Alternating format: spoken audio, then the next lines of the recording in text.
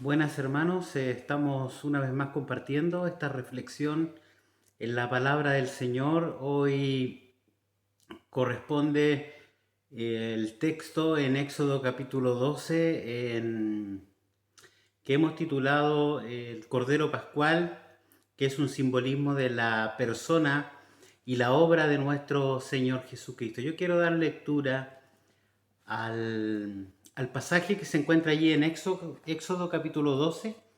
Desde el versículo 5 en adelante dice: el animal será sin defecto, macho de un año, lo tomaréis de las ovejas o de las cabras, y lo guardaréis hasta el día 14 de este mes, y lo inmolará toda la congregación del pueblo de Israel entre las 2 tardes. Y tomarán de la sangre y la pondrán en los dos postes y en el dintel de las casas en que lo han de comer. Y aquella noche comerán la carne asada al fuego, y panes sin levaduras con hierbas amargas lo comerán. Ninguna cosa comeréis de él cruda ni cocida en agua, sino asada al fuego, su cabeza con sus pies y sus entrañas. Ninguna cosa dejaréis de él hasta la mañana, y lo que quedare hasta la mañana lo quemaréis en el fuego. Y lo comeréis así, ceñidos vuestros lomos y vuestros calzados en vuestros pies, y vuestro bordón en vuestra mano, y lo comeréis apresuradamente en la Pascua de Jehová. Ese es el texto, la orden del Señor a comer esta Pascua. Esta Pascua es una institución, Dios está instituyendo ahí una fiesta, un recordatorio que tiene en mente recordar la liberación que va a suceder en ese momento, que va a ser Dios al pueblo de Israel y los va a liberar de la nación de Egipto. Ya han ocurrido 9 plagas y esta que está a pronto ocurrir va a ser la 10ª plaga, que es la muerte del primogénito. La institución de la Pascua nos presenta muchos simbolismos acerca de la persona y de la obra del Señor Jesucristo. Es un simbolismo riquísimo acerca de este personaje central de la Biblia, que es nuestro Señor Jesucristo, en la ilustración de un cordero. En primer lugar, la fiesta de la Pascua se debía recordar perpetuamente. Nosotros como cristianos, como creyentes, recordamos la Santa Cena, que el Señor Jesucristo la instituyó precisamente en una Pascua, cuando cenaba allí con sus discípulos, celebraba la Pascua judía, ¿cierto? Él toma el pan y lo parte y dice: esto simboliza mi cuerpo, y él toma la copa y dice: esto simboliza mi sangre, y que por vosotros es derramada es sangre de un nuevo pacto, un nuevo compromiso. Aquí Dios está instaurando un pacto con los judíos, eh,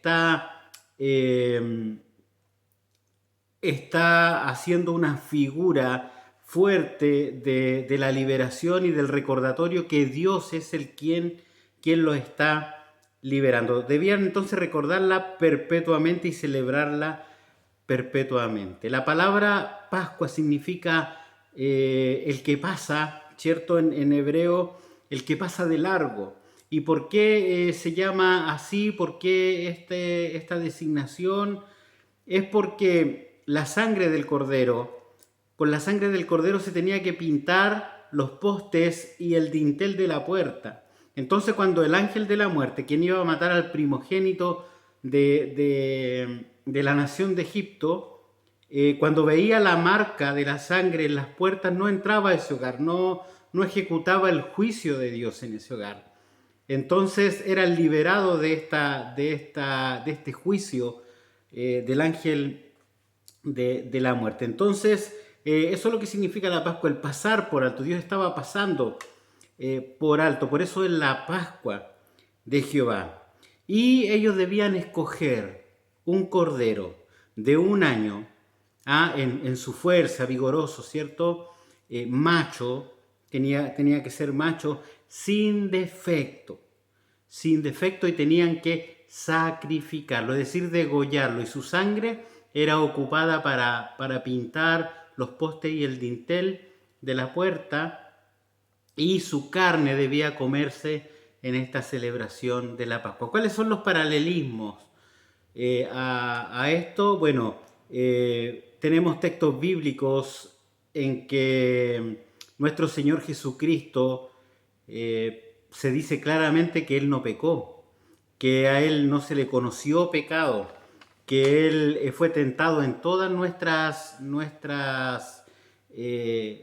pasiones, en todas nuestras semejanzas, pero no hubo pecado. Por ejemplo, Hebreos 4:15 y también segunda de Corintios 5:21 dice que el que no conoció pecado por nosotros, cierto, se hizo pecado. Y él era este cordero sin mancha que iba a ser sacrificado por nosotros. La sangre debía pintar los dinteles de la puerta, es decir, la sangre debía ser derramada. La sangre de Cristo fue derramada y en la cruz su cuerpo fue lacerado por los azotes, atravesado por los clavos en sus manos y en sus pies y también en su costado. Esta sangre fue derramada y en la cruz por nosotros. Es una sangre del nuevo pacto. Y la carne debía comerse, consumirse con pan sin levadura, que también es un simbolismo de que no había pecado. Debía ser allí una celebración apartada, consagrada para el Señor, y con estas hierbas amargas que tienen un simbolismo de aflicción, tienen un simbolismo de tribulación, y eso nos muestra que este cordero sufrió la muerte, ¿cierto? Y el creyente también, al apartarse, sufre persecución, sufre el oprobio, la vergüenza del mundo. El mundo que no conoce a Dios se burla, presiona al creyente, y eso simboliza las hierbas amargas. Debía comerse apresuradamente, es decir, estar preparados, listos para partir, listos para salir, vestidos. Y esa era la manera de participar en esta Pascua. Ahora, la figura del Cordero es central en la historia de la Biblia. En Génesis 3:21, por ejemplo, dice que Dios vistió a Adán y a Eva con pieles que seguramente sacrificó allí. Hubo un sacrificio, no se nos dice de qué animal específico, pero Dios utilizó pieles para vestir a Adán y Eva. Recordemos que Dios los cubre con estas pieles. Ellos intentaron cubrirse con unas hojas de higuera. Vemos en Génesis capítulo 22:13 que este cordero o este animal, este carnero, fue un sustituto. Murió en lugar del hijo Isaac y fue provisto por Dios. Abraham había dicho, cuando Isaac preguntó, Padre, tenemos la leña, tenemos el fuego, vamos hacia el altar, pero ¿dónde está el cordero? Bueno, Abraham dijo, Dios proveerá, y Dios proveyó. Dios proveyó un sustituto para Isaac. Eso lo podemos leer en Génesis 22:13. Tenemos claramente la ilustración aquí del Cordero de la Pascua en Éxodo capítulo 12, algo que se instituye y algo que es repetitivo en todo el Pentateuco acerca del Cordero, del sacrificio, del holocausto, y todo eso es marcado en el Antiguo Testamento, en las fiestas judías que tenían que hacer.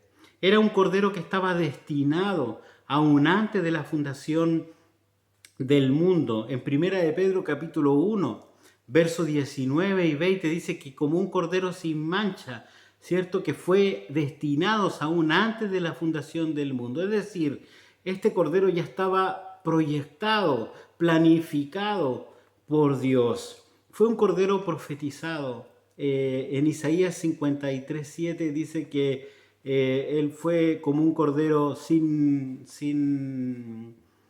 como un cordero no abrió su boca, sino que se dirigió al matadero, no abrió su boca, no se quejó, no maldijo, sino que cerró su boca como un manso cordero. Fue un cordero confirmado. Cuando Juan el Bautista vio a nuestro Señor Jesucristo, dijo: este es el Cordero de Dios que quita el pecado del mundo. Fue un cordero adorado. En Apocalipsis capítulo 5, versos 6 y 7, dice lo siguiente. Dice que el cordero toma el libro. Estaba ahí Juan viendo y describiendo el Apocalipsis cuando voy a dar lectura al versículo 6. Dice: y miré y vi en medio del trono y de los 4 seres vivientes y en medio de los ancianos estaba en pie un cordero como inmolado, que tenía 7 cuernos, 7 ojos, los cuales son los 7 espíritus de Dios enviado por toda la tierra. Y vino y tomó el libro de la mano derecha del que estaba sentado en el trono. Y cuando hubo tomado el libro, los 4 seres vivientes y los 24 ancianos se postraron delante del cordero. Y todos tenían arpas y copas de oro llenas de incienso, que son las oraciones de los santos, y cantaban un nuevo cántico diciendo: digno eres de tomar el libro y de abrir sus sellos, porque tú fuiste inmolado y con tu sangre nos has redimido para Dios de todo linaje y lengua y pueblo y nación, y nos has hecho para nuestro Dios reyes y sacerdotes, y reinaremos sobre la tierra. El Cordero termina siendo adorado. En Apocalipsis capítulo 14, verso 1, dice que el Cordero estaba de pie allí sobre el monte, ¿cierto? Dice: sobre el monte de Sión, con 144,000 que tenían el nombre de él y de su Padre escrito en la frente. Es decir, un Cordero triunfante. La figura del Cordero está en toda la Biblia. En toda la Biblia. Es un Cordero que fue destinado antes de la fundación del mundo a ser sacrificado, a ser muerto. Es un animal manso, que no abrió su boca, que fue sustituto por nuestros pecados, y que su sangre derramada significa mucho.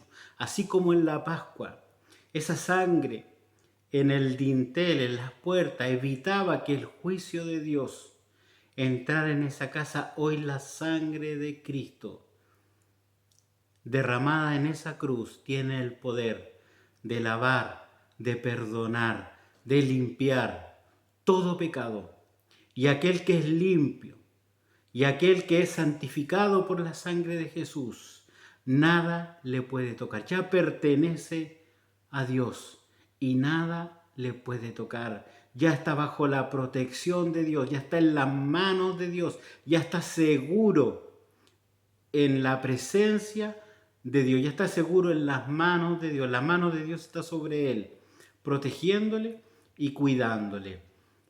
Hermano querido, amigo, la figura de nuestro Señor Jesucristo la podemos ver y aprender de todas estas historias del Antiguo Testamento. Son ilustraciones, son símbolos para nosotros, para que nos quede más claramente la persona y la obra y la figura de nuestro Señor Jesucristo. Te invito a leer este pasaje completo de Éxodo, la institución de la Pascua, Éxodo capítulo 12. Y te invito a revisar los versículos que te he mencionado aquí en esta reflexión. Dios te bendiga.